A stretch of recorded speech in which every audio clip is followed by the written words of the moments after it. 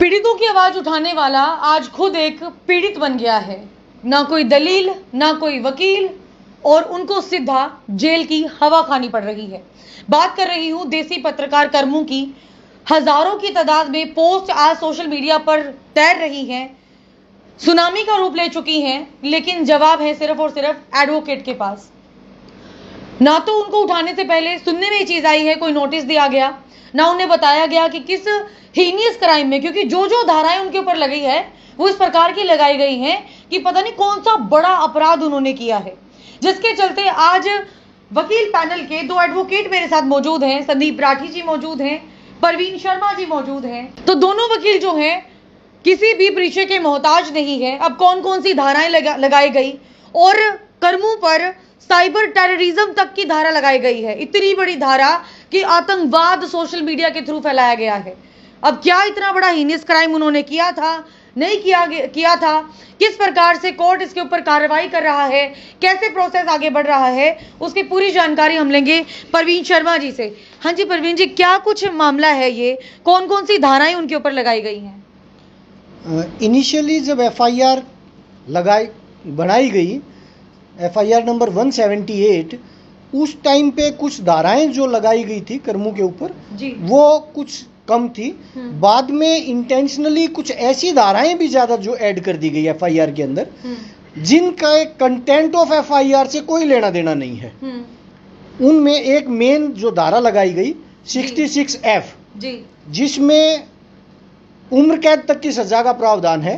इतनी बड़ी धारा? जी बिल्कुल, इतनी बड़ी धारा। और किस वजह से लगाई जाती है ये? इस धारा को लगाने का क्या मंशा रही होगी पुलिस प्रशासन की, उस बारे में बहुत ज्यादा तो नहीं कह पाएंगे, पर कहीं जो फैक्ट्स और कंटेंट ऑफ एफआईआर है उससे इस धारा का मेल जोल कहीं दिखाई नहीं दे रहा साफ साफ। इतनी बड़ी धारा लगाना, मतलब वो भी एक पत्रकार पर जो खुद पीड़ितों की आवाज उठाते हुए आए हैं, पीड़ित बना दिया गया, ना घर वालों को इन्फॉर्म किया गया, ना किसी और को इन्फॉर्म किया गया, ना कोई नोटिस उनको दिया गया, ऐसे उठा लेना, मतलब इतना बड़ा अपराध किया हुआ था उन्होंने। कहीं ना कहीं इस प्रकार की धारा लगाना दुर्भावना लगती है मुझे प्रशासन की। सोशल मीडिया जो है fourth pillar of the democracy है, काफी स्ट्रॉन्ग पार्ट है हमारी डेमोक्रेसी का। जब इस प्रकार की धारा लगा के एक ऐसी थ्रेट पैदा की जा रही है एक जर्नलिस्ट के साथ में, वो नाजायज ही लग रहा है। तो अब आगे क्या कुछ प्रोसेस होने वाला है? सुनने में ये चीज भी आई थी भाई आप लोगों को एफआईआर तक भी नहीं दी गई थी, नंबर तक भी नहीं बताया गया था आप लोगों को। शुरुआत में तो हमें ये भी नहीं पता था कि उसको कहां पर अरेस्ट करके कहां पर डिटेन करके रखा गया है। जी। हमने कोर्ट में कई जगह पर अपने अलग अलग एडवोकेट्स बैठा रखे थे कि भाई पता नहीं किस कोर्ट में पेश करेंगे। जब कोर्ट में पेश किया गया तो हमने उनसे जो ऑफिशियल थे, पुलिस ऑफिशियल से, उनसे अपने डॉक्यूमेंट्स की रिक्वायरमेंट दिखाई कि भाई आप हमें प्रोवाइड करो डॉक्यूमेंट, एफआईआर वगैरह। लेकिन क्योंकि एफआईआर में इस प्रकार की धाराएं लगाई ही नहीं गई थी तो उन्होंने हमें एफआईआर देने से मना कर दिया। जी। इसके बाद हमने कोर्ट के अंदर एक एप्लीकेशन मूव करी, मेरे कलीग संदीप राठी जी ने। जी। इन्होंने एक एप्लीकेशन मूव करी। उस एप्लीकेशन के अंदर हमने डिमांड की कि हमारा एक्यूज्ड का राइट है कि आप वे डॉक्यूमेंट्स हमें प्रोवाइड करें जिन डॉक्यूमेंट्स के बिहाफ पे आपने इसको अरेस्ट किया है। मतलब कोर्ट जाने के बाद पता चल रहा है उसको इस बात का? कोर्ट ने रिटर्न ऑर्डर पास किया, उसके बाद ही उन्होंने हमें एफआईआर और रिमांड पेपर प्रोवाइड करवाई। ऐसे हीनियस क्राइम, मतलब इतना क्या कर दिया उन्होंने कि एफआईआर नंबर तक छुपाना, उसके बाद आप लोगों ने भी मतलब एप्लीकेशन मूव की, उसके बाद आपको ये सारी की सारी चीजें मिली है, आपको पता चला है कि एफआईआर का नंबर क्या है और एफआईआर के अंदर क्या क्या धाराएं लगाई गई हैं और क्या कुछ जुर्म के तहत धाराएं लगाई गई हैं। तो मतलब इतनी सारी चीजें छुपाना और उसके बाद क्या मानते हैं आप? देखिए मैम, जर्नलिस्ट की छोड़िए, एक आम आदमी के कुछ फंडामेंटल राइट्स हैं। अगर उसको सबसे पहले उसके खिलाफ कोई एफआईआर कुछ भी होता है उसको नोटिस दिया जाएगा, नोटिस से उसके जवाब लिया जाएगा। अगर उसको अरेस्ट किया जाता है तो उसके एफआईआर नंबर है और एफआईआर दी जाएगी। इस केस में बड़ा अजीब हुआ है। हमने जब डिमांड की प्रशासन से कि हमें डॉक्यूमेंट्स क्या एफआईआर है किस सेक्शंस में हमें बताया जाए, वो बिल्कुल मना कर दिया गया कि हम आपको कोई भी डॉक्यूमेंट्स नहीं देंगे। उसके बाद फिर हमने एप्लीकेशन एक मूव की, और मैं आपको बता दूं और दर्शकों को कि माननीय कोर्ट के आदेश के ऊपर आदेश के बाद ही हमें डॉक्यूमेंट्स मिले हैं जी। तो ये बड़ा अजीब वो है कि एक फंडामेंटल्स राइट थे।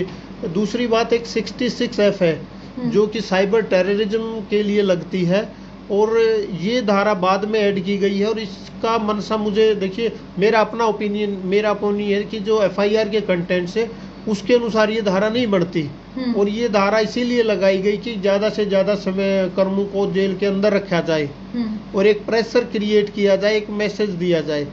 शायद यही सोच के मेरा अपना ओपिनियन की धारा ऐड की गई, बिल्कुल गलत ऐड की गई है ये, और एक जांच होनी चाहिए थी। और एक माननीय सुप्रीम कोर्ट में अरनेश कुमार के केस में एक आदेश दिया था कि जिस केस में 7 साल तक की सज़ा हो वह उन केसेस में अरेस्ट ना किया जाए, अगर आयु चाहे तो नहीं कर सकता है। तो जितने अन्य सेक्शंस थे वो सारे इस तरह से जो थे 7 साल से नीचे की सज़ा थी। शायद उसी चीज़ को एक बाईपास करने के लिए ये धारा लगाई गई कि इसमें उम्र कैद है और इसको हम अरेस्ट कर ले। फिर सर मैं यही चीज़ आपसे जानना चाहती हूँ, अब जैसे कई लोग हैं जो लगे हुए थे, मतलब इसमें क्योंकि आपने बताया कि धारा इस प्रकार की लगाई गई हैं सोशल टेररिज्म की। हम लोग तो एक मीडिएटर हैं, एक माध्यम है कि जो सरकार के और लोगों के बीच में एक ब्रिज का काम हम लोग करते हैं। सरकार के लिए भी हमने कहीं ना कहीं बिल्कुल आसान रास्ते कर दिए हैं कि आम जन मानस की जो भी समस्याएं हैं वो सरकार तक पहुंचे, प्रशासन तक पहुंचे। लेकिन इस प्रकार से अगर किसी पत्रकार की आवाज को दबाया जाएगा, इसको आप क्या मानेंगे? देखिए, जो जर्नलिज्म है वो 4th पिलर है, लोकतंत्र का 4th पिलर है। और हमारे देश में कुछ फंडामेंटल राइट्स हैं। अगर आपने अरेस्ट करना था, उन पे कार्रवाई करनी थी, जो उसके फंडामेंटल राइट से कम वो वायलेट नहीं करने चाहिए थे। और मैं माननीय उच्च न्यायालय, माननीय हाई कोर्ट तथा सुप्रीम कोर्ट से आपके माध्यम से भी रिक्वेस्ट करूंगा कि इस तरह के इस केस में शू मोटो लिया जाए कि पत्रकार न केवल कर्मों के बल्कि अन्य के खिलाफ भी FIR दर्ज की गई है, जो 18 तारीख को दर्ज की गई है। जी, मतलब 18 तारीख को दर्ज की गई थी और 19 तारीख को शायद उनको उठाया गया है। हाँ, उसमें 19 तारीख को उनको अरेस्ट किया गया था, और 20 तारीख को पुलिस तो कह रही थी कि नहीं हमने इनको 20 को ही किया, लेकिन उनको 19 को अरेस्ट किया गया था। और 20 तारीख को उनको कोर्ट में पेश किया गया, 1 दिन का पुलिस रिमांड लिया गया है, और अब उनको जुडिशियल कस्टडी में 14 दिन के लिए भेज दिया गया भिवानी जेल में। और अगली जो सुनवाई होगी वो कब तक होगी वकील साहब? वो आगे की 4 सितंबर नेक्स्ट डेट फिक्स की गई है कोर्ट के द्वारा। और इसी बीच अगर किसी भी मतलब कैदी को अगर बेल लेनी है तो क्या कुछ प्रोसेस रहता है? देखिए, वो एक प्रक्रिया है, वो सारी प्रक्रियाएं हम करेंगे। वो तो एक कोर्ट की माननीय न्यायालय की प्रक्रिया है, वो बेल ले सकते हैं। जी, मतलब आपको पूरा भरोसा है माननीय सुप्रीम कोर्ट पर भी, हाई कोर्ट पर भी, कि जो भी होगा वो सही होगा और निष्पक्ष तरीके से होगा? देखिए, इस तरह की धाराएं लगाई गई हैं, मुझे नहीं लगता इतनी जल्दी इनकी बेल हो सके, क्योंकि इसीलिए ये धारा इतनी गंभीर लगाई गई कि जल्दी से बाहर ना आए। और हमेशा देखिए, इस देश में जब कहीं नहीं न्याय मिलता तो माननीय न्यायालय के अंदर ही न्याय मिलता है, और हम सबको न्यायालय के ऊपर, माननीय न्यायालयों के ऊपर विश्वास रखना चाहिए। जी, और मैं वही एक चीज़ दोबारा से कहना चाहूँगी, ना तो कोई अपील, ना कोई दलील, ना कोई वकील, और उनको कोर्ट में पेश कर दिया गया, सुबह उठा लिया गया, उसके बाद पूरे दिन रखा गया, अगले दिन कोर्ट में पेश किया गया, तब उनको पता चलता है, तब भी नहीं बताया गया। उसके बाद एप्लीकेशन मूव की गई वकीलों के द्वारा कि कम से कम पता तो चले कि देसी पत्रकार कर्मों को अगर पकड़ा गया है तो किस वजह से पकड़ा गया है, किस वजह से कोर्ट में पेश किया गया है। क्योंकि जब तक धाराएं ही वकील को नहीं पता चलेंगी तो वो इस केस को फाइट भी कैसे कर पाएंगे। इतनी बड़ी बड़ी धाराएं उनके ऊपर लगा दी गई। हम तो जी वही बात है, मीडिएटर हैं, निष्पक्षता से पत्रकारिता करना हमारा काम है। ना किसी मुद्दे को, ना तो हमने आज तक हमने गरमाया, ना भड़काया, ना कुछ और, सिर्फ पीड़ितों की आवाज अपने चैनल के माध्यम से रखने का काम हमने किया है। और वही बात है, लास्ट में और अंत में रिजल्ट क्या मिलता है, इस प्रकार की धाराएं। लोग तो ये भी कह रहे हैं कि राजद्रोह, देशद्रोह तक की मुकदमे भी दर्ज कर दिए गए उनके ऊपर। नहीं, देखिए, साइबर टेरर जो 66F IT एक्ट है, ये साइबर टेररिज्म की धारा है, और जितना मेरा अपना मानना है कि ये धारा बिल्कुल अनुचित तरीके से लगाई गई है।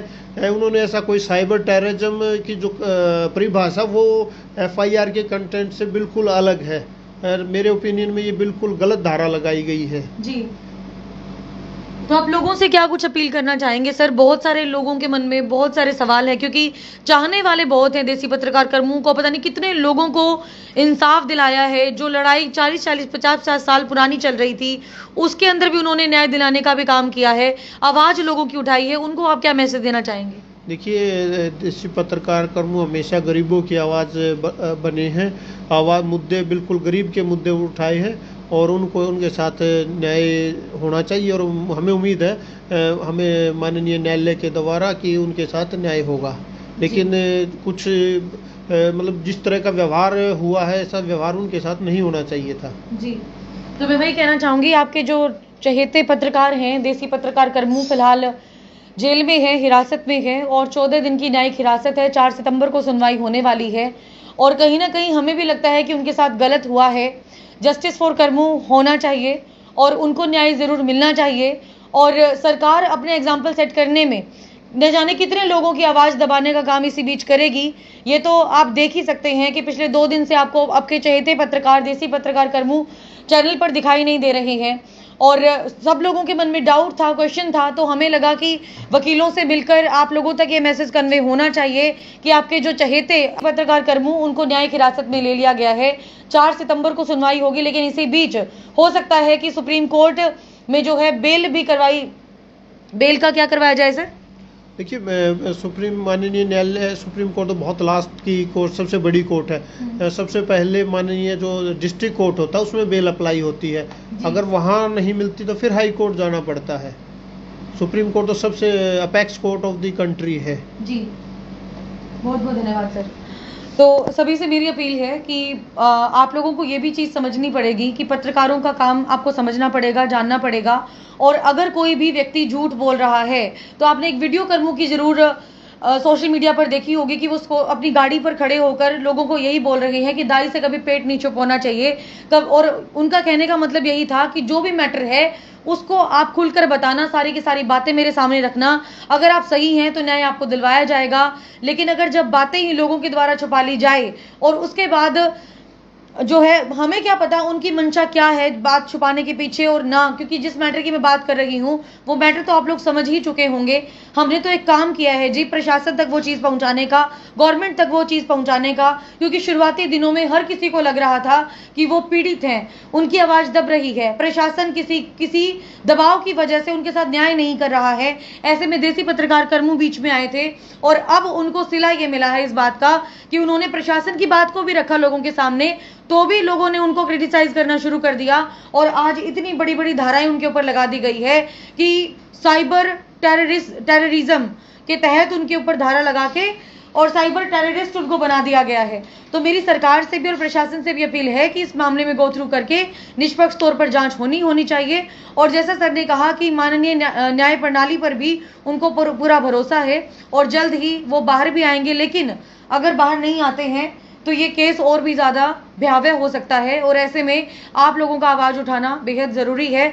जस्टिस फॉर कर्मू आप लोगों को भी डालना है और अपने आप मुझे ये भी बताइएगा कि किन किन लोगों की आवाज़ उन्होंने उठाई, किन किन लोगों को न्याय दिलवाया, ताकि पता चले कोर्ट को भी, प्रशासन को भी, सरकार को भी कि कितने लोगों की आवाज़ देसी पत्रकार कर्मू बने और किन किन को न्याय दिलवाया गया। बाकी ये मैसेज आप तक पहुंचाना था। पूरा ये इंटरव्यू देखने के बाद आपका क्या मानना है ये आप जरूर बताइएगा और कमेंट बॉक्स में जस्टिस फॉर कर्मू लिखना न भूलिएगा। धन्यवाद।